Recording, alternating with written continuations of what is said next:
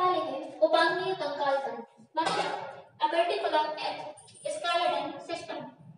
इसमें लगभग 126 हड्डियां पाई जाती हैं।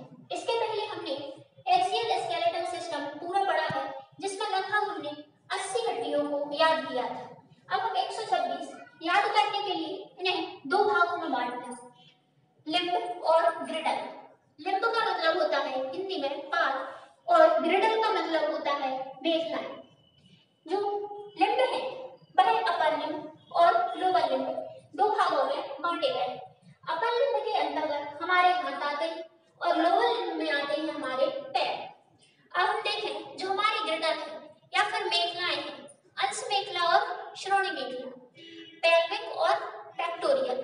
तो हम देखें कि अग्रपाद या फिर कहें कि हमारा जो अपर लिम्ब है, हाथ में कुल हड्डियों की संख्या होती है 60 में से हम 30 एक हाथ में और 30 दूसरे हाथ में पढ़ेंगे। पहले हम एक हाथ में 30 को देख लें। हम देखें कि हमारा जो हाथ है जहां से जुड़ा है उस हिस्से को कहा जाता है अंश मेखला। क्या कहेंगे? अंश मेखला। अंश मेखला ऊपरी वाले भाग में और श्रोणि मेखला नीचे वाले भाग में पाया जाता है। अंश मेखला में आता है हमारा कंधा और हमारी यह गर्दन की यह वाली हड्डी, जो हमारा कंधा है। कंधे पर स्थित जो हड्डी है इसे कहा जाता है स्कैपुला। क्या कहेंगे? स्कैपुला। तो अंश मेखला में कुल हड्डियों की संख्या 4 है, जिसमें से हमारे अंश मेखला में जो कंधा आता है, कंधे की हड्डी का नाम है स्कैपुला। ये लिखा हुआ क्या है? स्कैपुला। स्कैपुला की संख्या होती है 2, क्योंकि हमारे कंधे में कितने हैं? 2 हैं। स्कैपुला के बाद हम जाएं कि हमारी यह सामने वाली हड्डी, इसे कहा जाता है कैल्विकल। इसे कहेंगे कैल्विकल। तो स्कैपुला से जुड़ी हुई होती है कैल्विकल, जो आगे स्टर्नम से जुड़ जाती है और यह अंश मेखला के अंतर्गत आती है। कैल्विकल की संख्या भी 2 होती है, तो 2 कैल्विकल और 2 स्कैपुला, टोटल कितनी हो गई? 4। तो अंश मेखला में हमारी हड्डियों की संख्या 4 होगी। नेक्स्ट देखें हम कि अंश मेखला के बाद हम जाएं कि हमारे जो अग्रपाद है या फिर फोरलिम्ब, अपर लिम्ब है, इसमें हाथ में हड्डियां कितनी हैं? तो हाथ के ऊपरी वाले भाग को कहा जाता है ऊपरी बाहु। ऊपरी बाहु में अगर हम ऊपरी बाहु की हड्डी का नाम देखें तो इस हड्डी का नाम होता है ह्यूमरस। क्या होता है? ह्यूमरस। तो ऊपरी बाहु का नाम है ह्यूमरस। अब दोस्तों क्वेश्चन जो है वह इसी प्रकार बनेगी। ऊपरी बाहु की हड्डी का नाम ह्यूमरस, घुटने की हड्डी का नाम पटेला। तो क्वेश्चन पूछने पर डिपेंड है कि उसकी लोकेशन क्या है। तो ह्यूमरस जो है वो कहाँ मिलेगी? ऊपरी बाहु। इसके बाद हम नीचे देखें, जो हमारे हाथ का नीचे वाला भाग है उसे कहा जाता है अग्रबाहु। अग्रबाहु की चर्चा करें तो अग्रबाहु जो है तो एक हड्डी हमारे अंगूठे के साथ इस प्रकार से जुड़ी रहती है और दूसरी हड्डी जस्ट इसके नीचे होती है। तो अग्रबाहु में वह हड्डी जो हमारे अंगूठे के साथ जुड़ी हो, तो अग्रबाहु के अंगूठे के साथ वाली कहलाती है रेडियस। क्या कहलाएगी? रेडियस। तो याद करें यह क्या है? रेडियस। और बाकी दूसरी है अल्ना। क्या है? अल्ना। तो ऊपरी बाहु की हमें मिलेगी ह्यूमरस। फिर हम अगर देखें अग्रबाहु की तो अंगूठे के साथ वाली रेडियस और इसके नीचे वाली अल्ना। इसके बाद हम देखें कलाई। कौन सा भाग देखें? कलाई। कलाई वाला जो हमारा भाग है जहां पर हम कलाई में घड़ी पहनते हैं, तो कलाई में हड्डियों की संख्या होती है 8। कितनी होती है? 8। और इन कलाई की हड्डियों को कहा जाता है कार्पल्स। क्या कहेंगे? कार्पल्स। का से कलाई और का से कार्पल्स। इसके बाद हम नीचे देखें, कार्पल्स के बाद आती है हमारी हथेली, पाम। एक हथेली। हथेली में अगर हम देखें तो हड्डियों की संख्या होती है 5, क्योंकि हमारी हथेली के बाद कितनी उंगलियां बनेंगी? 5।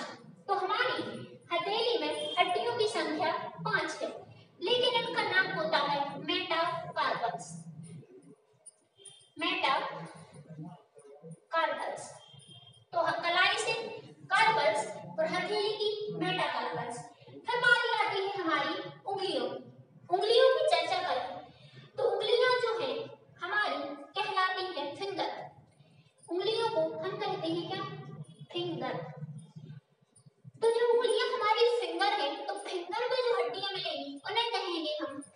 फैलेंजेज,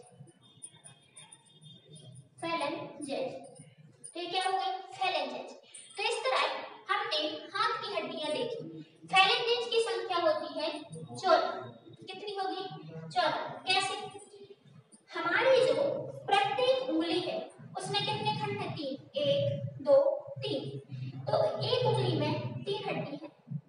3 3 दूनी 6, 3 तरका 9, 3 चौके 12। और अंगूठे में होती हैं 2, क्योंकि हमारा अंगूठा जो है वह 2 भागों में बटा है। तो 12 और 2 14। तो 14 जो है फैलेंजेज है। मेटाकार्पल्स 5 है, कार्पल्स 8 है, अग्रबाहु में 2 है, एक रेडियस, एक अल्ना और ह्यूमरस भी कितनी है? 1। टोटल एक हाथ में हड्डी हो गई 30। जब एक में 30 तो 30 दूनी 60।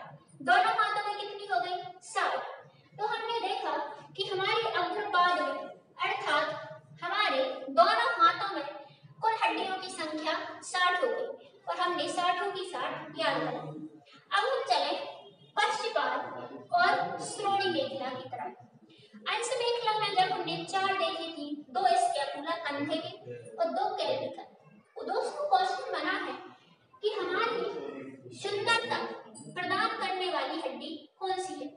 तो सुंदरता प्रदान करने वाली हड्डी कहलाती है क्लेविकल। इसे ब्यूटी बोन कहा जाता है। ये क्वेश्चन पूछा गया है, इसे याद रखें। अब जब हम पश्चपाद पर आए या फिर हमारे पैरों पर आए, तो पैरों में भी हड्डियों की संख्या 60 है। कितनी है? 60। इन 60 को याद करने के पहले हम श्रोणि मेखला की 2 हड्डियां देख लें। तो जहां से हमारे दोनों पैर जुड़े हैं वहां पर 2 हड्डियां पाई जाती हैं और यही श्रोणि मेखला की हड्डियां हैं, जिनका नाम है कॉक्सल। और कॉक्सल की संख्या 2 होती है। कितनी होती है? 2। तो 2 कॉक्सल से हमारे 2 पैर जुड़े रहेंगे। जैसे ही हमारा पैर जुड़ा तो पैर का जांघ वाला भाग जुड़ा रहता है और जांघ की हड्डी का नाम होता है फीमर। क्या है? फीमर। क्या है? फीमर। इतना तो सबको याद रहता है कि जांघ की हड्डी क्या है? फीमर। जांघ के नीचे आए तो हमें मिलता है अपना घुटना। क्या मिलता है? घुटना। तो घुटने की हड्डी का नाम है पटेला। क्या मिलता है? पटेला। पटेला के नीचे हमारा जो निचला पैर है इसे कहा जाता है पिंडली। क्या कहा जाता है? पिंडली। तो हमारे पैर के पिंडली वाले भाग में 2 हड्डियां पाई जाती हैं। अब पिंडली में जो हड्डियां हैं उनको एक साथ याद करना आपको। क्यों? टिबियो फेबुला। टिबियो फेबुला। इसीलिए क्योंकि इनमें अक्सर हम कंफ्यूज हो जाते हैं कि कौन सी टिबिया है और कौन सी फेबुला है।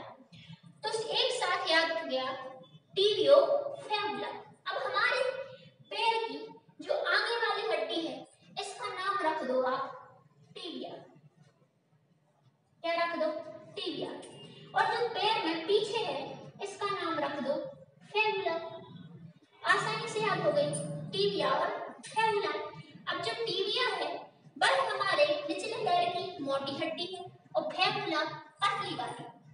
इसके बाद हमारे पैर का वह भाग जहां से पैर का पंजा जुड़ा रहता है इसे कहा जाता है गुल्फ या फिर टखना।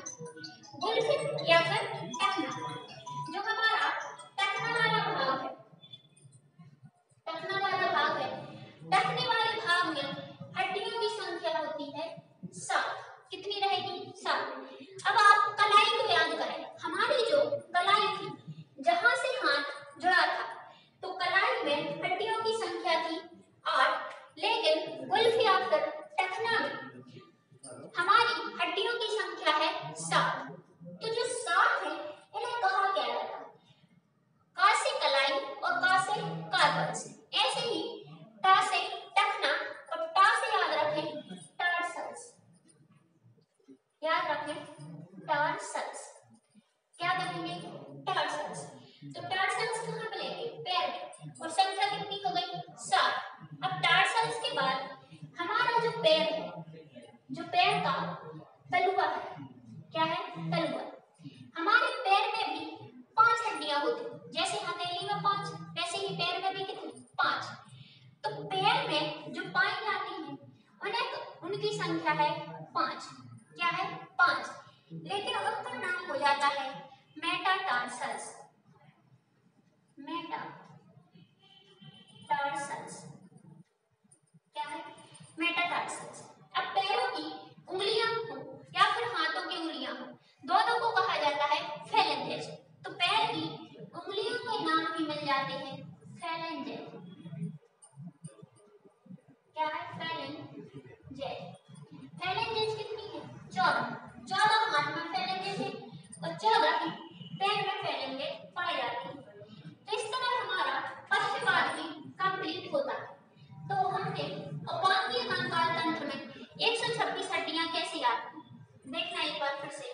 अंशमेखला में 4, श्रोणि मेखला में 2, तो कितनी हो गई? 6। तो जब यह मेखलाएं कितनी हो गई? 6। हाथ में 7 और पैरों में 7, तो कितनी हो गई? 120। तो 120 धन 6 कितनी हो गई? 126।